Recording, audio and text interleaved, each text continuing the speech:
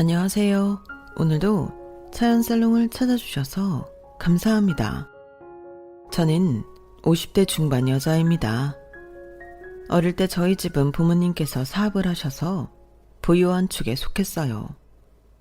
하지만 물려받은 사업이 아니라 부모님께서 젊은 시절 밑바닥부터 쌓아 올려서 이뤄낸 결실이라서 흔히 부자하면 떠올릴 수 있는 이미지랑은 거리가 좀 있어요. 아무래도 처음부터 사업이 잘 되었던 건 아니다 보니 부자들이 모여 사는 서울권 집값 비싼 동네에 살았던 건 아니고 서울 외곽 평범한 동네에서 좀 비싸다 하는 넓은 평수 아파트에 사는 정도였어요. 동네에서 가장 잘 사는 집 정도였다고 생각하시면 될 것 같아요. 학창시절 내내 경기도의 한 동네에서 쭉 자랐는데 덕분에 동네 토박이인 친구들 중에는 모르는 사이가 거의 없었고 그 중에서도 집이 좀 사는 축에 속하다 보니 저는 꽤 유명한 편이었어요. 안면이 없는 친구들마저도 어디서 소문을 듣고 오는 건지 저에 대해 아는 척을 하곤 했어요. 너희 집이 그렇게 잘 산다며? 좋겠다. 나 너랑 친해지고 싶어. 너랑 친해지면 맛있는 거 엄청 많이 사준다던데? 누가 그래? 지훈이가 그러던데? 나도 지나가다 분식집에서 네가 계산하는 거 많이 봤어. 참 이상하죠. 나이가 든 지금은 초등학생들을 떠올리면 참 순수하고 세상 물정 모를 것만 같은데 막상 초등학생이던 시절 친구들한테 들었던 말을 떠올려 보면 꼭 그렇게 순수하지만은 않았던 것 같아요. 당시에는 좋아하는 친구들이 맛있는 걸 사달라고 하는 게 제게 큰 부담이 아니었고 주머니 속에는 늘 부모님이 주신 용돈이 들어있었기에 안 사줄 이유가 없었어요. 그렇게 한 번, 두 번 친구들에게 간식을 사다 보니 어느새 그게 당연해져 있더군요. 희진아, 우리 떡볶이 먹을래? 그래? 나는 별로 배가 안 고픈데. 그래도 먹고 가자. 나 배고파. 먹다 보면 너도 먹을걸? 그렇긴 한데. 그렇게 하루는 어영부영 배가 고프다는 친구 말에 분식집에 들어갔어요. 그날따라 급식을 많이 먹어서 배가 상당히 불렀음에도 좋아하는 친구의 제안을 거절하지 못해 꾸역꾸역 함께 음식을 시켜 먹었어요. 분명 같이 급식을 먹었던 것 같은데 친구는 둘이서 먹기엔 많은 양의 음식을 한꺼번에 시키더라고요. 처음에는 배가 많이 고팠나 보다 싶었죠. 아무래도 배가 부른 상태에서 먹다 보니 저는 몇 젓가락 먹지도 못하고 금방 수저를 내려놨는데 친구는 잘 먹더군요. 한참 동안 친구 혼자 음식을 먹는 것을 구경하다가 친구가 다 먹고 자리에서 일어났을 때였어요. 야, 윤희진 어디가? 이거 계산해야지. 뭐? 저는 거의 음식을 못 먹어서 당연히 이번에는 친구가 계산하겠거니 생각했던 것 같아요. 평소에는 제가 다 사주다시피 하니 한 번쯤은 친구가 낼 거라고 생각한 거죠. 게다가 그날은 원치 않는 상황에 거절을 하지 못해 앉아 있었던 거기 때문에 더욱 제가 계산하기엔 뭔가 억울한 상황이었어요. 하지만 친구가 워낙 단호하게 계산을 하라고 말하고 뒤에 서 계시는 분식점 주인 아주머니의 눈초리에 결국 압박을 못 견뎌 동전 지갑 속에 꾸깃하게 접어놨던 지폐를 펴 아주머니께 건넸어요. 그제서야 친구는 기분이 좋다는 듯 배를 두드리더군요. 아, 오늘도 잘 먹었다, 희진아. 그때 처음으로 머리를 얻어맞은 것 같은 충격을 느꼈어요. 그래서 조심스럽게 물었죠. 지훈아, 근데 오늘은 너가 좀 샀어야 하는 거 아니야? 난 오늘 먹을 생각도 없는데다 별로 먹지도 못했는데. 뭐? 내가 돈이 어딨어? 나도 돈 없어. 엄마 아빠가 주는 돈이 다야. 너 돈 많잖아. 맨날 엄마 아빠가 주는 돈이 네 돈이지. 니네 집은 잘 살아서 맨날 돈 있잖아. 그 친구의 행포는 거기서 끝나지 않았어요. 그날 일이 저에게 큰 충격을 줬음에도 저는 가장 좋아하는 친구라는 이유만으로 그 친구를 놓지 못했고, 그 친구는 저희 집에 놀러와서는 비싸 보이는 물건은 다 달라고 요구하고, 거절하면 절 나쁜 친구 취급했죠. 하루는 제가 혹시나 싶은 마음에 친구를 시험해보기로 했어요. 정말 작은 거라도 친구가 저를 위해서 사준다면 지금까지 해온 모든 행동을 저만의 일방적인 오해라고 믿을 수 있었어요. 지훈아, 오늘 너무 덥지 않아? 우리 아이스크림 먹을래? 그럴까? 난 좋지. 네가 사는 거지? 아, 그런데 나 오늘은 돈이 없어서 네가 한번 사주면 안 돼? 뭐? 안 되지. 나 돈 없다니까? 나는 맨날 사주잖아. 아, 됐어. 그럼 먹지 마. 나 안 먹어. 그렇게 당하고도 안 돌아오던 정신이 그땐 정말 번쩍 들었어요. 본인이 먹고 싶다는 건 순수하게 다 사줬는데 저를 위해 더운 여름날 아이스크림 하나 못 사준다는 친구를 제가 왜 친구라고 믿고 있나 싶더라고요. 굳이 제가 노력하지 않아도 그때부터는 서서히 마음이 멀어져 가면서 자연스럽게 멀어졌어요.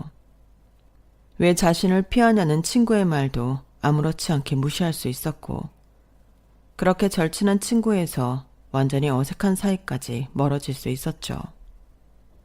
하지만 제가 고등학교 3학년이 되자 상황이 크게 달라졌어요.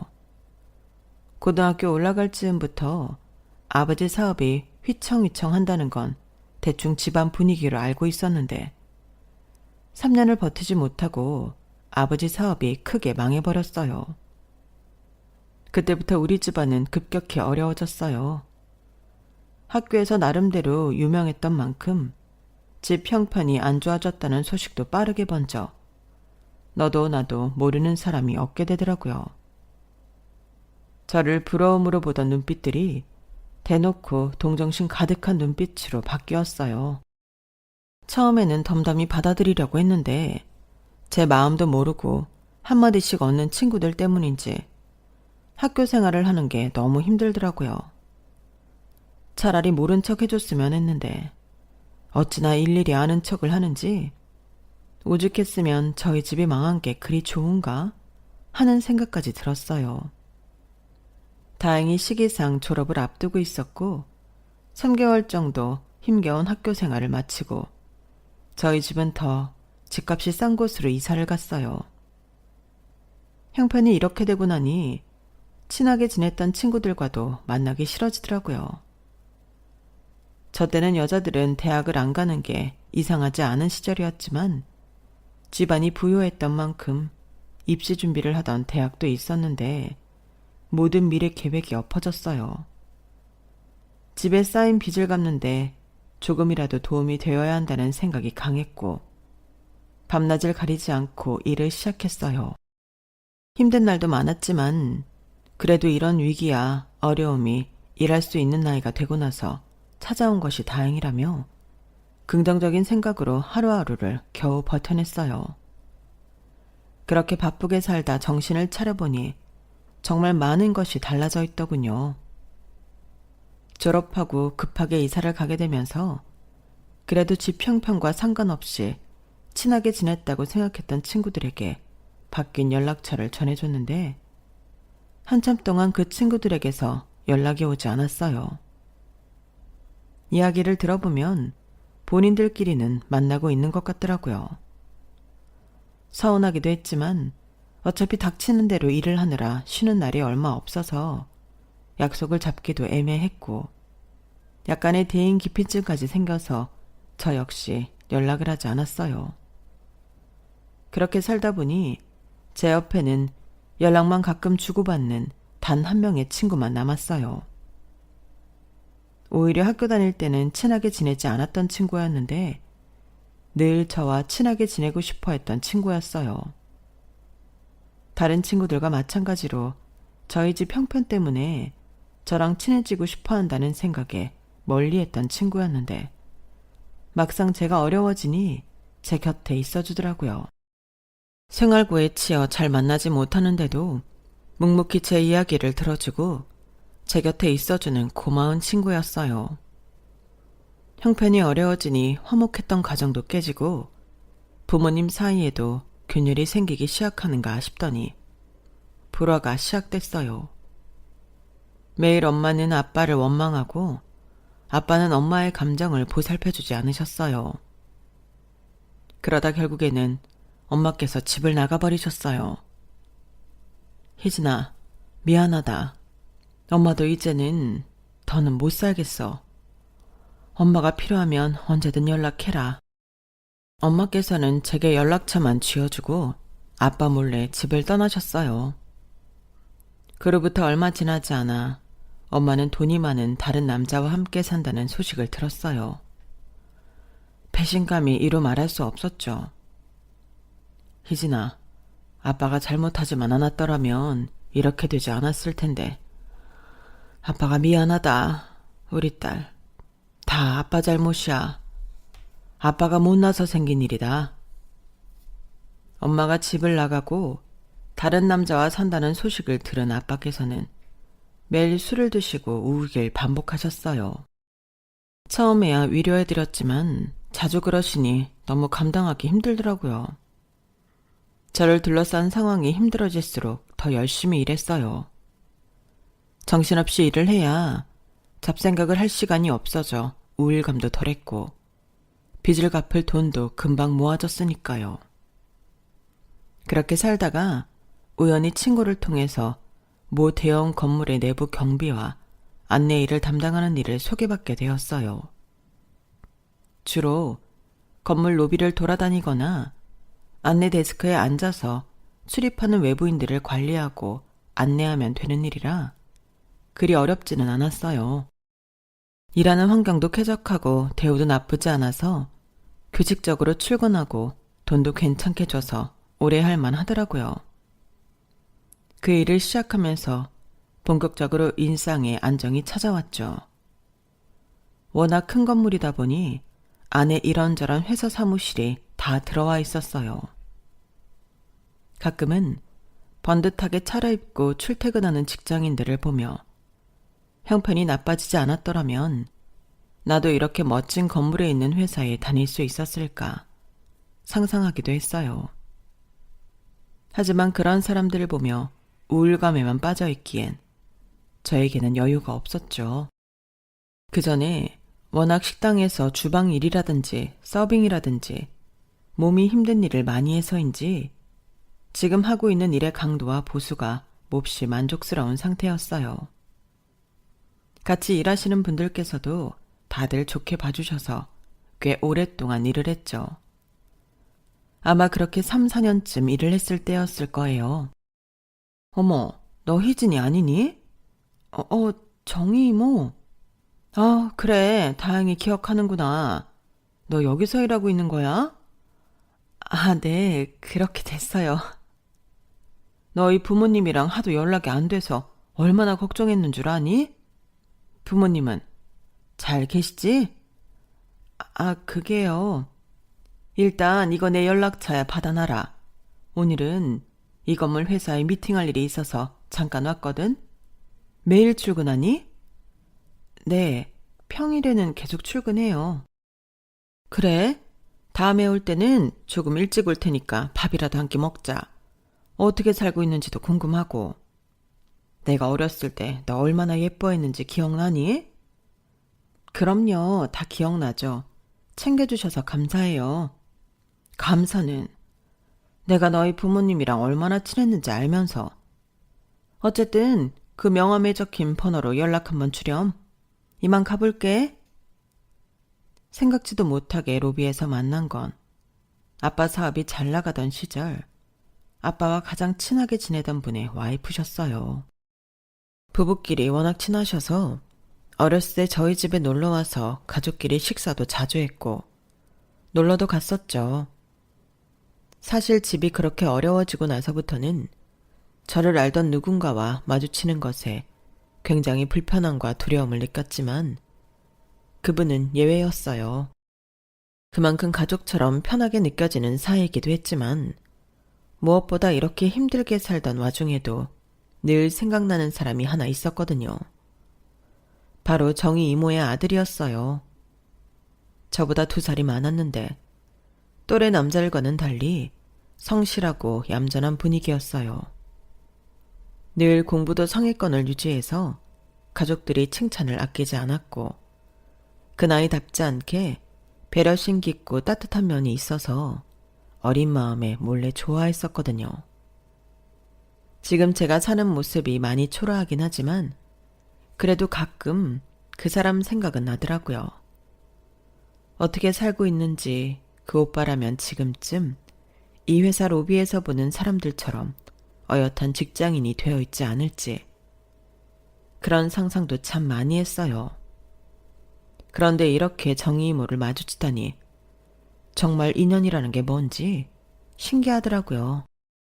나중에 정희 이모와 연락을 주고받게 되면서 저희 가족 소식을 전했고 이야기를 들은 이모께서는 무척 안타까워하셨어요. 사업이 위기에 처하고 이모도 경영을 하시는 분이라 어떻게든 도움을 주려고 하셨지만 잘 되지 않으셨다고 했어요.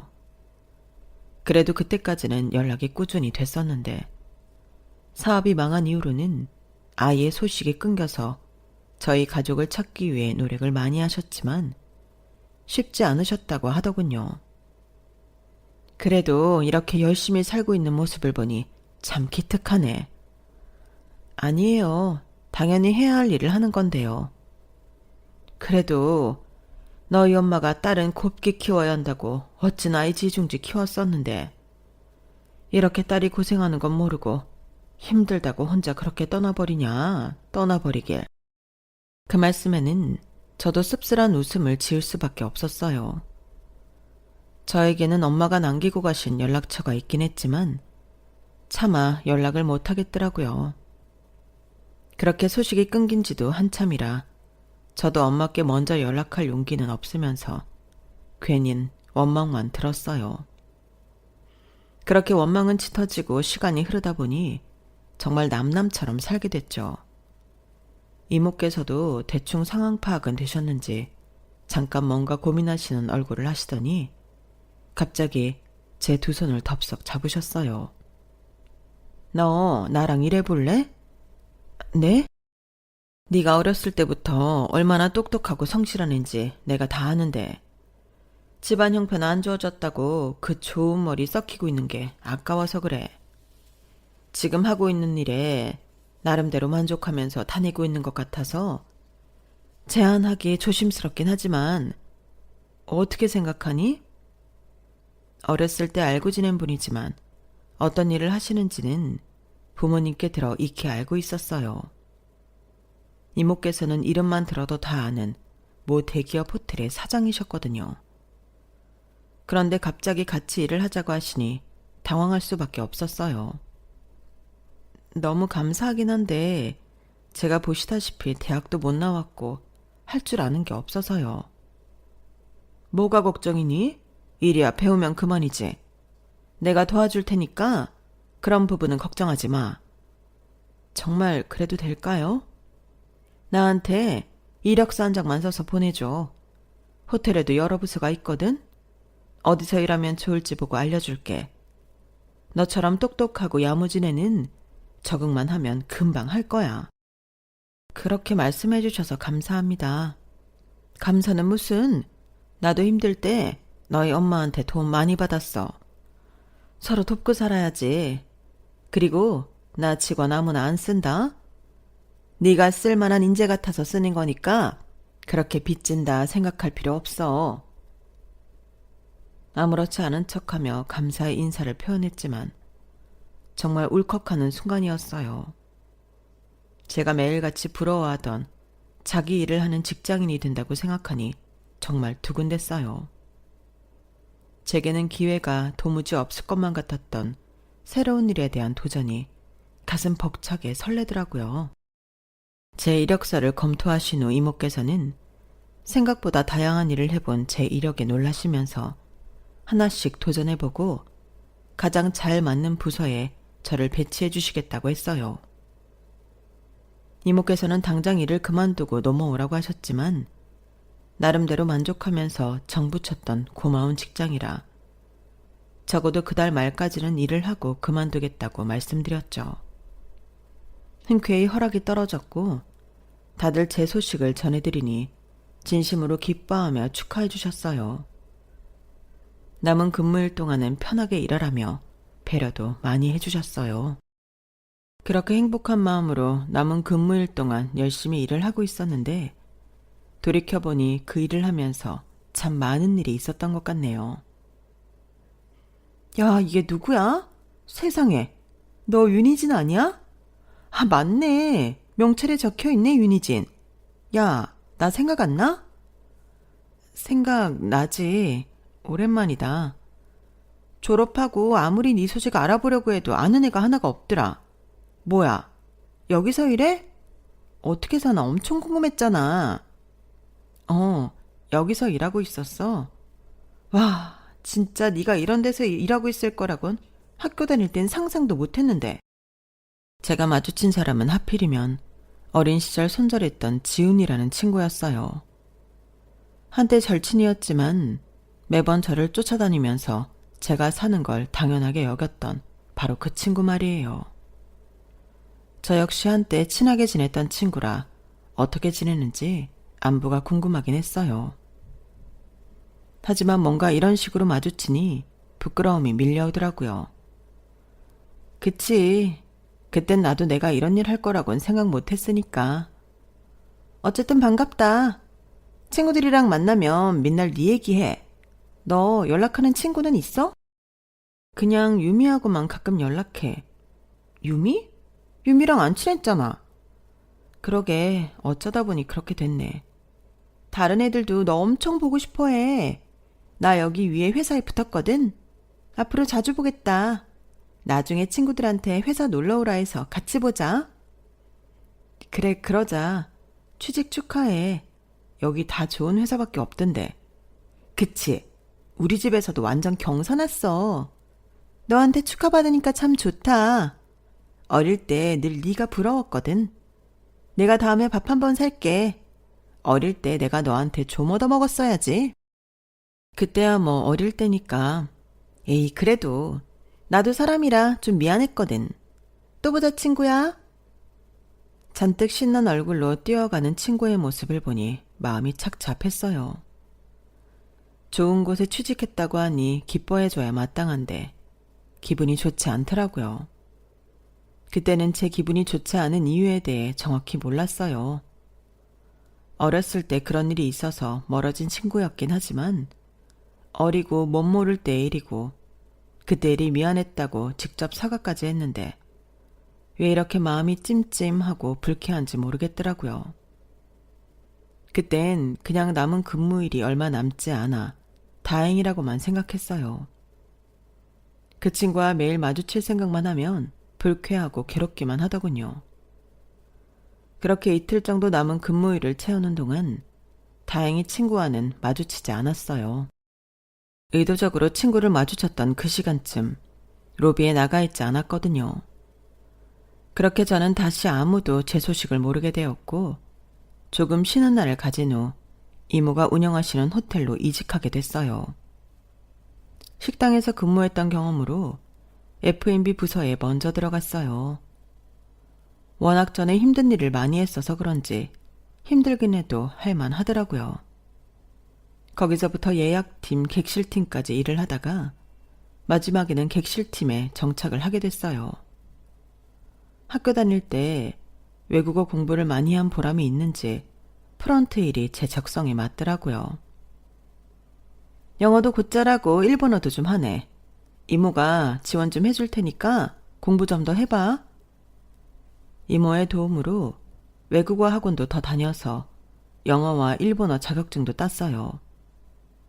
학업과 일을 병행하는 게 쉽지만은 않은 일이었지만 기회가 주어진 게 감사했죠. 그렇게 정신없이 바쁘게 살고 있는데 프런트에서 누군가 아는 척을 하더라고요. 희진아, 여기서 일한다더니 진짜였네? 이게 얼마만이야? 엄마가 얼마 전부터 자꾸만 네 얘기를 해서 궁금해서 와봤어. 시간이 좀 흘러 키도 크고 성숙해졌지만 한눈에 알아볼 수 있었어요. 어릴 때 짝사랑했던 정희 이모의 아들이었죠. 오빠, 처음엔 못 알아봤어. 많이 이뻐졌다. 에이, 무슨. 여기서 일한다고 꾸며놔서 그런 거지. 예쁘기만 한데 뭘. 성격도 여전하네. 진짜 반갑다. 오늘 시간 괜찮아? 퇴근하고 밥이나 같이 할래? 좋아. 그런데 오빠는 여기 무슨 일이야? 여기서 일해? 아니, 여기는 아니고 옆에 있는 호텔에서 일하거든. 땡땡 호텔, 알지? 그 호텔은 늘 이모께서 경쟁업체라고 말씀하시던 호텔이었어요. 거기서 일을 한다고 하니까 정말 놀랍더라고요. 정말? 가깝네. 우리 경쟁업체라고 하셨는데. 그치. 나도 그래서 여기 견학차 와봤어. 아무튼 끝나고 연락할게. 내 연락처 알아? 네 소식 처음 들은 날부터 엄마한테 물어서 미리 받아놨지. 대뜸 연락부터 하면 좀 놀랄 것 같아서. 이따 보자. 아, 응, 알겠어. 너무 반가우면서 동시에 제 연락처를 미리 받아놨다는 말에 설레더군요. 어린 시절 말도 못하고 혼자 소갈이하듯 좋아했던 짝사랑하던 남자가 이렇게 저를 반가워해주고 연락처까지 미리 받아놨다는 사실에 저도 모르게 묘한 기대감이 생겼어요. 하지만 그때의 저는 제 자신에게 자신이 너무 없었어요. 이모의 도움을 받아 이제야 겨우 인간구실을 하게 됐고 그런 도움 없이는 혼자서 아무것도 해낼 수 없는 사람이라고 생각하고 있었던 것 같아요. 오랜만에 오빠를 봐서 좋았지만 이렇게 좋아해도 될까 죄책감이 들더라고요. 정희 이모가 저를 예뻐하시고 도움 주시는 것과 별개로 아들과 만나는 여자로는 절대 생각해주지 않을 것 같았거든요. 혹시나 싶은 마음에 처음에는 오빠를 한두 번 피했었는데 나중이 되니 이런 제 자신이 웃기기도 하더군요. 오빠를 따로 만나 시간을 보낸다고 한들 저를 좋아해 줄 거란 확신도 없는데 이렇게 피하는 게 무슨 의미가 있나 싶은 순간이 오더라고요. 그래서 그때부터는 그냥 제가 먼저 연락해서 퇴근 후 서너 번 식사를 같이 했어요. 워낙 어릴 때 느꼈던 감정으로 품고 있는 호감이다 보니 차라리 이렇게 자주 봐서 친근해지다 보면 전보다는 편한 관계가 될 수 있을 거라고 생각했어요. 하지만 문제는 그 사람이 너무 멋있게 자랐더라고요. 어린 시절 느꼈던 배려심 넘치는 말투나 상냥함 등에 여전히 이끌렸어요. 만나면 만날수록 오히려 더 좋아졌죠. 역시 처음부터 만나지 말았어야 했나 봐. 무슨 소리야. 너 옛날부터 그 사람 얘기 주기적으로 했었잖아. 잘 된 거지. 그럴까? 근데 인생 망한 애 기껏 구해줬더니 자기 아들이나 탐내고 있으면 이모가 싫어하시지 않을까? 어차피 네가 좀 좋아한다고 당장 사귀는 것도 아닌데 뭘 벌써부터 죄책감을 가지니? 좋아하는 건 네 마음이지. 그런가? 털어놓을 데가 없어 유미에게만 고민 상담을 했지만 유미는 제 복잡한 마음도 모르고 걱정하지 말라고만 하더라고요. 유미의 말을 듣다 보니 그래, 사귀는 것도 아니고 좋아하는 건데 그것도 안 되나 싶어서 저도 에라 모르겠다 싶더라고요. 그런데 문제는 그렇게 3달 정도 개인적인 만남을 이어가던 중 오빠에게서 정식으로 만나보자는 제안을 받게 됐어요. 나 어릴 때부터 너 좋아했거든? 네가 괜찮으면 나랑 만나볼래? 아, 그게... 싫으면 그냥 편하게 거절해도 돼. 내가 너 만나보고 싶어서 물어보는 거니까. 너도 네 마음이 제일 중요하지. 정말 오랫동안 꿈만 꿔왔던 순간인데 막상 현실이 되니 입술에 풀이라도 붙였는지 말문이 막혔어요. 고백을 받는 그 순간에도 정희 이모 생각이 떠나질 않더라고요.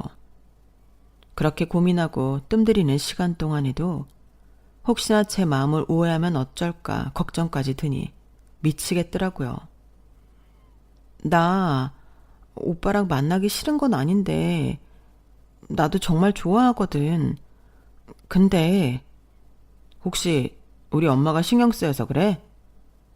평소 눈치가 빨라서 그런지 금방 눈치를 채고 물어보더라고요. 대답은 안 했지만 동의하는 눈치이자 오빠가 웃음을 터뜨리며 제 머리를 흐트러뜨리더군요. 그런 걱정은 하지 마. 우리 엄마는 너랑 만난다고 하면 엄청 좋아하실걸? 어? 정말? 그래, 우리 엄마가 널 얼마나 좋아하는데? 그거랑 이거랑은 다르잖아. 일 괜찮게 하는 직원으로 좋은 거랑 아들이랑 만나는 여자가 좋은 거랑은 다르잖아. 그러니까 전자도 맞지만 후자로 좋아하실 거라고. 맨날 너 같은 며느리 있었으면 좋겠다고 노래를 부르시던 분이었는데 아무리 생각해도 그건 저희 집에 잘 살 때 이야기인 것 같지만 그때야 더 물어보진 않았어요.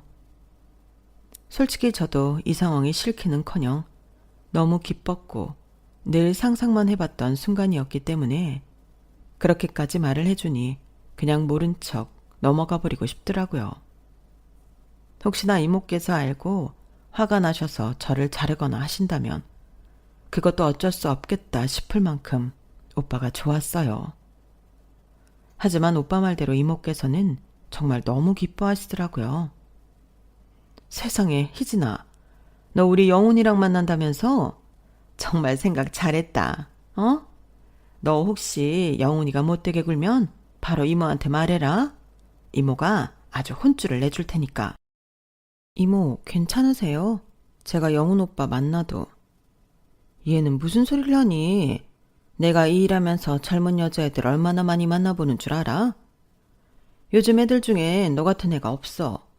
걱정하지 말고 너는 열심히 일하고 우리 집에 시집 올 준비나 해라. 아이, 만난 지 얼마나 됐다고 시집은요. 얘가 무슨 소리니? 너 이모 아들이랑 만나면서 결혼은 안 하고 연애만 하겠다는 소리야? 이모는 그 꼴 절대 못 본다. 무조건 우리 집으로 시집와. 난 너 아니면 며느리로 들일 생각 없어. 말만이라도 감사합니다, 이모. 진짜라니까 얘는. 그때만 해도 이 모든 게 한여름밤의 꿈만 같았는데 2년 정도 연애를 한 후에 정말로 결혼을 하게 됐어요. 오빠도 결혼을 빨리 하고 싶어하는 뜻이 있었고 저 역시 오빠와 함께라면 마찬가지였죠. 그렇게 결혼을 추진하는 순간까지도 저는 걱정을 했지만 이모께서는 다행히 너무 좋아해 주셨어요. 이모가 제 시어머니가 된다는 게 도무지 믿기지가 않더라고요. 다들 결혼하면 시댁살이 걱정부터 하던데 이모께서는 저를 너무 존중해 주셨으니까요. 그렇게 결혼하기 직전 이모께서는 뜻밖의 소식까지 전해주셨어요. 나랑 우리 남편이 너희 아빠 설득해서 니네 엄마 찾아서 만나고 왔다. 네? 정말요? 그래도 엄마 멀쩡히 살아있는데 상견례는 해야 하지 않겠니? 엄마 잘 지내세요? 너한테 미안해서 면목이 없다고 나 붙잡고 한참을 울더라. 무슨 자격으로 네 얼굴 보겠냐고 그러더라고. 연락처 받아왔으니까 결혼식장 들어가기 전에 둘이서 한 번은 만나봐. 너 영훈이랑 결혼한다고 하니까 너무 좋아하더라. 연락 안 한 지도 못 보고 산 지도 오래라 어색했지만 가슴 깊은 곳에 항상 묻어두고 살던 그리운 엄마였어요. 몇 날 며칠 밤을 고민한 끝에 용기를 내서 연락을 했고 엄마께서는 신호음이 채 2번이 울리기도 전에 전화를 바로 받으시더군요. 울먹이는 목소리로 약속을 잡고 저희 모녀는 눈이 마주치는 순간부터 눈물에 상봉을 했어요. 엄마를 만나고 나니 그때부터 실감이 나더라고요. 그날 정희 이모를 만난 뒤로부터 쭉 제 인생이 좋은 방향으로만 흘러가고 있다는 걸요. 여기서 더 행복해질 수 있나 싶었는데 결혼을 하고 나서는 더 행복한 일 투성이었어요. 예쁜 딸 하나와 귀여운 아들을 낳아 열심히 길렀고 아이들이 어느 정도 큰 후에는 복직을 해서 커리어도 이어나갔죠.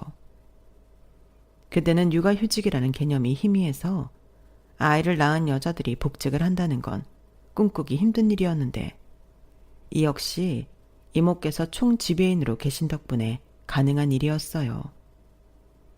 몇 년 안 가 이모께서도 은퇴하셨지만 덕분에 저희 아이들도 봐주셨죠. 그렇게 행복한 하루하루를 보내고 있는데 어느 날 유미에게서 전화가 왔어요. 희진아, 너 혹시 초등학교, 중학교 애들 보러 갈 생각은 없어? 어? 왜? 아니, 얼마 전에 애들한테 연락이 와서 나도 정말 오랜만에 동창회 나갔거든. 그런데 다들 네 안부 궁금해하고 보고 싶어 하더라고. 내가 너랑 연락한다고 하니까 한번 꼭 데리고 나와달라고 해서. 그래? 그럴까? 정말? 너 애들 별로 안 보고 싶어 했잖아. 괜찮아? 그땐 상황이 워낙 안 좋았으니까 그랬는데 이젠 괜찮잖아. 나도 마음에 여유가 생긴 것 같아. 이제 애들도 좀 보고 싶고 궁금하고 그러네. 다행이다. 그래, 이제 많이 편안해졌으니까 한 번쯤 보는 것도 좋지. 나도 오랜만에 보니까 반갑더라. 그러게, 다음 동창회 때는 나도 불러줘. 그렇게 유미 덕분에 정말 몇십 년 만에 어릴 때 친구들을 보게 됐어요. 친구들은 서로 늙어가는 모습을 보며 살았을 텐데 저는 아니다 보니 갑작스럽게 확 늙은 느낌을 주고 싶지 않아서 친구들과 약속이 잡힌 날부터 피부샵에 가서 관리도 받고 옷도 미리 골라놓고 혼자 잔뜩 신이 나 있었네요. 그런 제 모습을 보면서 나도 어린 시절 친구들이 그립기는 했었나 보다 싶더라고요. 그렇게 기대를 안고 간 동창회에서 친구들은 신기하게도 시간이 오래 흘렀지만 그대로라는 느낌이 들었어요. 정말 많이 변했을 줄 알았는데 그래도 어릴 때 얼굴 그대로라 알아볼만 하더라고요. 아니 이게 누구야? 윤희진 아냐? 니네 어쩜 이렇게 그대로니? 너무 반갑다. 다들 잘 지냈어? 너야말로 잘 지냈니? 네가 졸업하고 연락 싹 끊어서 얼마나 궁금했는지 몰라. 어쩌다 우연히 유미랑 연락이 닿았으니 망정이지. 아니었음 평생 얼굴도 못 보고 살아야겠다. 그러니까 유미 덕분이지. 진짜 그동안 못한 얘기가 너무 많다. 어떻게 살았는지 이야기 좀 해봐. 왜 애들 연락 다 끊어버린 건데? 우리 진짜 서운했다. 대충 알고 있을 줄 알았는데 우리 아빠가 사업이 망하셔서 급하게 이사를 가게 됐었어. 정신이 없어서 니네한테 인사도 못했네. 늦었지만 미안해. 아니야. 그런 거면 당연히 이해 가지. 이렇게 만난 게 어디야. 너 완전 우리 학교에서 공주였는데 고생 많았겠다. 그럼 지금은 어떻게 지내고 있어? 결혼은 했니? 결혼해서 애도 둘 있고 잘 지내고 있어. 남편은 뭐 하는 사람이야? 어떻게 만났는데? 집안은 좋니? 야, 무슨 허구조사 당하러 온 것 같다. 천천히 물어봐. 그리고 무슨 본 적도 없는 남편 얘기를 그렇게 물어. 내 근황에나 관심 가져주라. 야, 남편이랑 시댁이 네 근황이니까 그렇지. 결혼하고 애 키우는 여자들이 뻔하지 뭐. 아니면 뭐 너 일이라도 해? 아, 일하고 있지. 호텔에서 일하고 있어.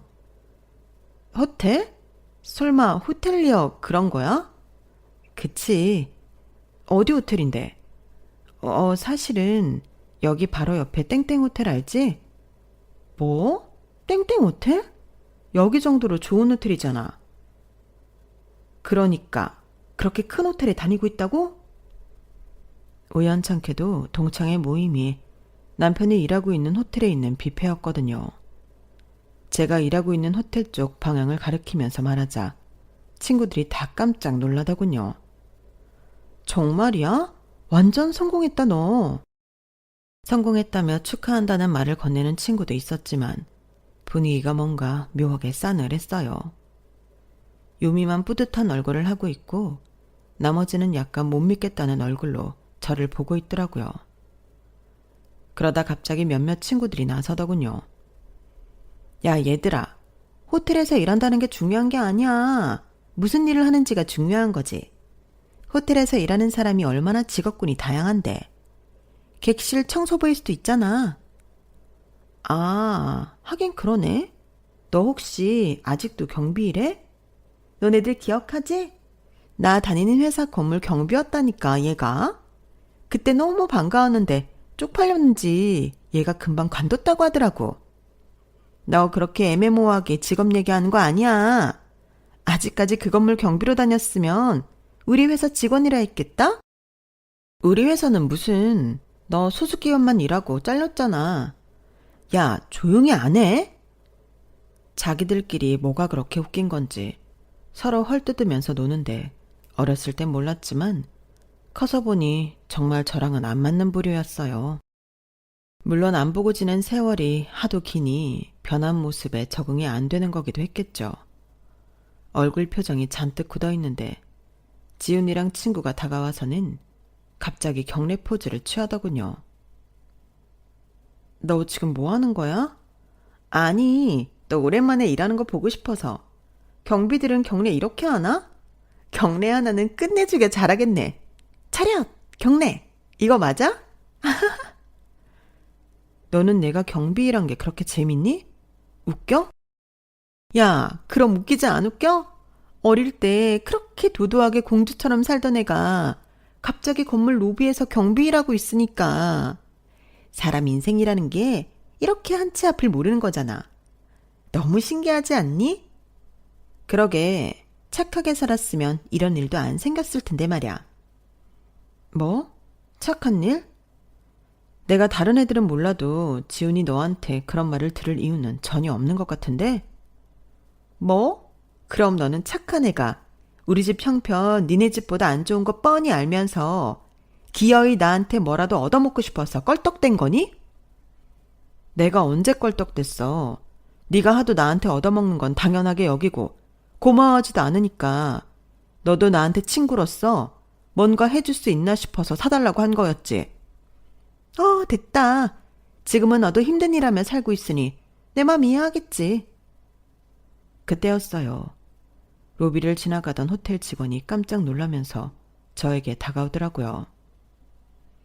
세상에 사모님, 왜 여기 계세요? 안녕하세요. 오늘 약속 장소가 여기라서요. 직원은 남편이 아끼던 부하 직원이라 몇 번 집에 초대해서 밥도 먹었던 사이였어요.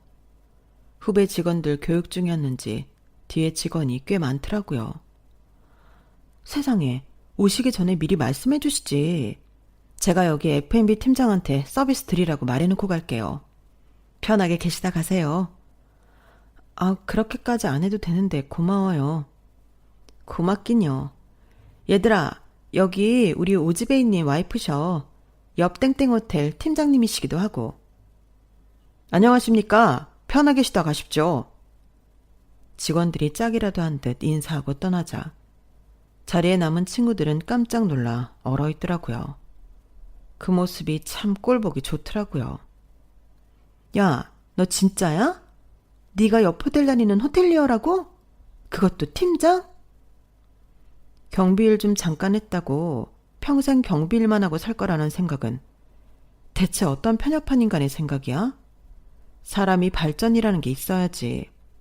어려울 때 힘든 일 좀 했다고 아직까지 그러고 사는 너처럼 그런 건 발전 없는 인간들이나 해당되는 얘기지. 뭐? 너 수습기간도 못 채우고 그 회사 잘려서는 지금 어디서 뭐하고 사는데? 유미한테 애들 소식 가끔 들어도 너는 좋은 소식 하나 없던데.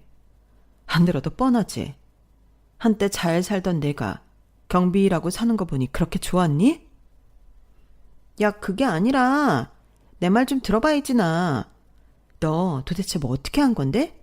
어떻게 경비하던 애가 호텔리어가 되고 호텔 지배인이랑 결혼까지 한 거냐고. 넌 죽어도 모르겠지만 사람이 사는 대로 다 돌려받더라. 너도 모르지. 착하게 살았으면 지금 더 복받고 살고 있을지. 난 어릴 때 잘 놀던 기억으로 여기 나온 건데 니네 사람 하나 불러놓고 과거 얘기 꺼내면서 이러쿵저러쿵 함부로 지금의 나까지 판단하는 게 아직도 수준이 많이 떨어진다. 너넨 차라리 초등학생 때가 더 나았던 것 같아. 여기 팀장한테 말해놓겠다던 서비스는 나 봐서 주는 거니까 취소하고 갈게. 너넨 이런 고급 서비스 돈 내고도 받을 자격 없어. 너네끼리 평생 그렇게 힘든 사람 헐뜯고 놀리면서 재미나게 살아. 자, 잠깐만이지나. 오해야. 지훈이만 그런 거지. 우린 너 그렇게 생각 안 했어. 그래, 이진아. 우린 너 다시 잘된 모습 보니까 너무 좋아 보이는데? 우리 너랑 다시 친하게 지내고 싶어서 부른 거야. 가지 말고 더 얘기 좀 들어봐. 제가 자리를 나서다 그때까지는 방관하며 같이 비웃고 있던 친구들이 바로 지훈이를 손절하며 제게 들러붙더라고요. 난 저렇게 수준 떨어지는 애랑 못 놀아, 얘들아. 정 나를 끼고 싶으면 지훈이를 떼내든가. 지훈이? 우리도 지훈이 쟤 너무 거칠어서 안 맞았어. 우리가 지훈이 떼내고 연락할게. 조심히 들어가. 야, 송지은, 뭐라고? 등 뒤로 싸우는 소리가 들려왔지만 저는 한 번도 뒤돌아보지 않고 자리를 나왔어요. 이 나이 먹고도 저러는 꼴이 참 한심하기 그지없더군요. 나오는 길에는 괜히 시어머니 생각이 나더라고요. 시어머니가 아니었다면 정말 지훈이 말대로 아직까지 경비 일을 하고 살고 있었을지도 모르는 일이니까요. 어머님 댁에 고기랑 과일 바구니를 사들고 가서 감사 인사를 드렸더니 어머님께서 뿌듯한 얼굴로 제 손을 잡아주시더군요. 기회를 줬을 때 잡은 건 단히 능력이야. 그럼에도 내게 기회를 준 사람에게 감사한 마음을 가질 줄 아니? 넌 분명 더 잘 될 거다. 저도 여기 사연을 올리기 전에 정말 많은 사연들을 봐왔지만 시어머니가 원수면 원수였지 이렇게 은인인 경우는 제가 처음일 거예요. 제 인생에 굴러온 가장 큰 복은 남편도 아닌 바로 저희 시어머니거든요. 앞으로도 시어머니를 잘 모시면서 오손도손 살아가려고 합니다. 힘들었던 과거는 시어머니 덕분에 다 잊은 지 오래예요. 세상에 이런 시어머니만 계신다면 진작에 고부관계가 가족처럼 따뜻해질 수 있지 않았을까 가끔 생각해보곤 한답니다. 지금까지 제 사연 들어주셔서 고맙습니다. 여러분의 가정에도 항상 행복이 가득하기를 바랍니다. 안녕히 계세요. 여러분, 사연 댓글에 응원과 현명한 조언 부탁드려요. 좋아요와 구독은 저에게 큰 힘이 됩니다. 오늘도 좋은 일 가득하세요.